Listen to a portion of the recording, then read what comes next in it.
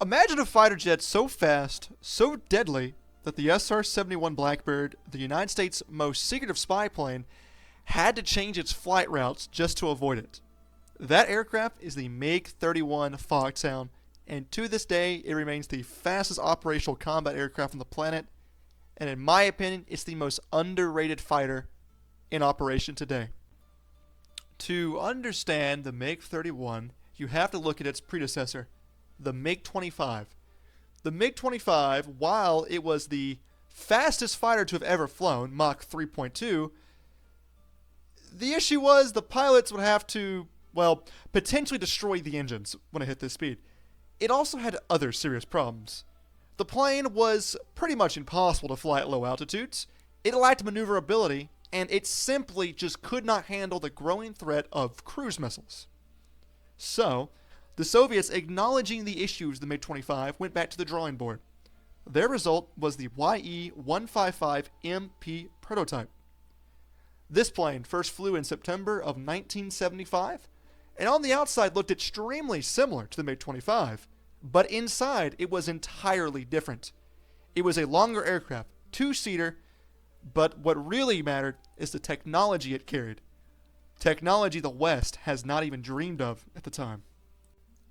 As we all can agree, the MiG-25 is universally considered a failed aircraft. Still flew, still had operational history, and even had a kill confirmed in the Gulf War. But the West saw the MiG-25, and as we all know, panicked, overreacted, and created the F-15, which is honestly probably the greatest fighter jet of all time. The Russians, though, did the same thing when the F-15 was made. This is the MiG-31's genesis. As I mentioned earlier, the YE prototype, the YE-155, had something inside that the West did not have. The MiG-31, it's a massive, over 22-meter long airplane that weighed up to 46,000 kilograms. It was not a dogfighter. It is a flying weapons platform built for one purpose: to intercept and destroy anything flying into Soviet airspace. 2. SoloView D-30, afterburning turbofan engines, pushed it to a top speed of around 3,000 kilometers per hour, Mach 2.83.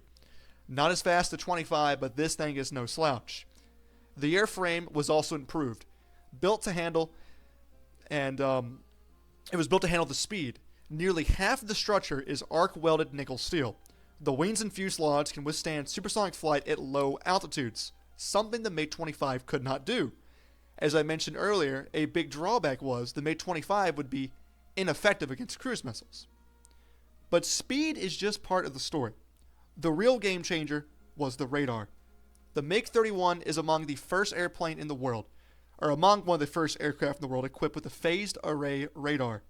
The Zalson system can detect targets up to 200 kilometers away and track 10 of them simultaneously, and fire on 4 at once. In upgrade variants, these numbers jumped to tracking 24 targets and engaging 6 at the same time. For nearly 2 decades, no other fighter jet on Earth could do this. The one coming closest was the F-14 Tomcat. We'll get into that in a second. But there's one more thing that makes the MiG-31 a very unique fighter. Just 4 of them can theoretically protect an airspace of 800 to 900 kilometers wide. They also have an advanced data link system, able to send information between themselves and even other older Soviet airplanes. So just 4 of these can protect a massive amount of airspace to the Soviet Union. This made this plane highly effective as an interceptor. But what made it even better was the beyond visual range capability of this fighter. This plane was designed not to dogfight, but it was designed to fire long-range air-to-air missiles without the enemy even having a chance to fire back at them. The R-33, for example, can reach targets up to 160 kilometers away. The newer, more modernized Russian R-37M extends that to, in theory, 300 kilometers at altitude. To put that in perspective, and in modern times, the Ukrainian Air Force had a serious issue in the Russo-Ukrainian War. As we all know, Ukraine uses MiG-29s and Su-27 fighter jets in the beginning phases. The Ukrainian Air Force did upgrade the radars on the MiG-29 and the Su-27s, but they failed and they never really used the R-37. In fact, as I looked, they didn't use them at all. I can't find anything about it. I found mainly R-27R and ER, which are medium-range missiles, but they're semi-active radar-guided. Think of these like a Sparrow. This gave them a massive disadvantage in the air war.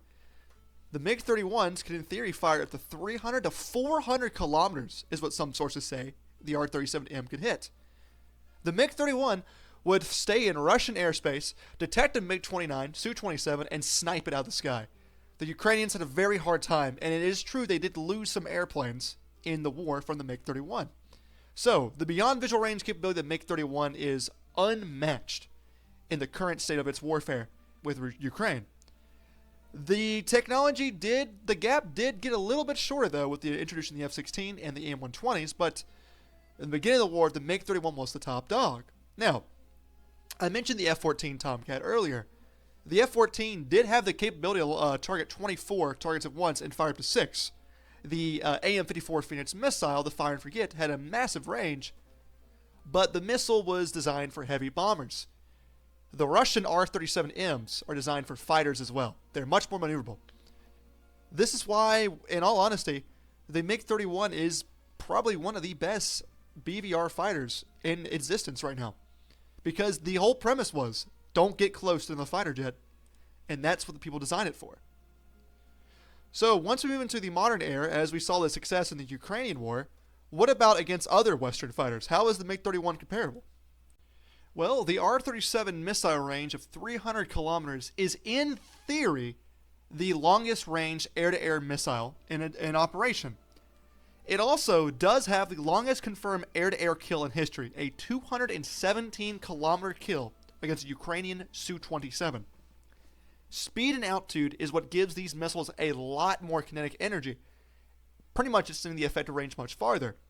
The modern Zalston radar can detect targets up to 400 kilometers away, and as I mentioned earlier, the 4 aircraft can also blanket 900 kilometers airspace via data link. This is essentially untouchable by most Western fighters. It's too high, too fast. Plus, if you even factor in the electronic jamming system that it can actually jam radar missiles that are guided towards it, it's very protective of itself. But here's where it kind of matches out. Or it gets limited. In the West, we have developed the F-22, F-35, which are stealth fighters. This dramatically shrinks and negates the MiG-31's radar detection range. In fact, in theory, it could be under 20 kilometers against fighters like the F-22. The F-22s use AESA radars, APG-77s, and the F-35s use the APG-81. These are a lot harder to detect and jam than the Zalston. So, in all honesty, the MiG-31 is probably the greatest 4th generation beyond visual range fighter. But once it goes against 5th generation stealth fighters, its advantages are pretty much negated. This is why the MiG-31 will serve a very niche role for the next 10 years at least in the Russian Air Force. Protect and intercept. And as the Russia-Ukraine war is still going on, it will be effectively a sniper, because it doesn't even have to worry about going in contested airspace to get a kill. After all, it's these reasons and this history why I truly believe the MiG-31 Foxhound is the most underrated aircraft in modern time. No one ever wants to talk about it. Most people don't even know the name of it if you're not an aviation enthusiast like all of us. It's designed from a failed fighter to a fantastic fighter. I don't know what the history will hold and remember the MiG-31 as, but I think it should be remembered as probably the greatest beyond visual range fighter in the 4th generation lineup. And, in all honesty, is probably Russia's best fighter, at least in the intercepting role. But that is my opinion, and these are the reasons I laid out for the MiG-31 Foxhound. A beautiful airplane that is a great, great niche role provider. Thank you for watching. If you enjoyed this, please subscribe. I'm trying to hit 500 subscribers. And, if there's anything I may have been wrong about, please comment, because I like to see. And mistakes do happen. I'm new to this, so I appreciate you guys for watching. Thank you, and goodbye. Actually, here, editing note here. As I'm editing the video, I just realized that actually at this very hour, it is the 4-year anniversary of the Ukraine war starting. I thought I'd just kind of make a note here because the MiG-31, as I said earlier, was used extensively in this war. I find this just crazy. That's been 4 years. And I'm just leaving a note here that I do not condone Russia's use of these airplanes. I just make these videos to educate you guys, and just because it's fun for me to talk about the, I guess, our adversaries' airplanes. But yeah, this is a pretty rough anniversary, 4 years. I can't believe it. So yeah, just putting that out there because I just noticed.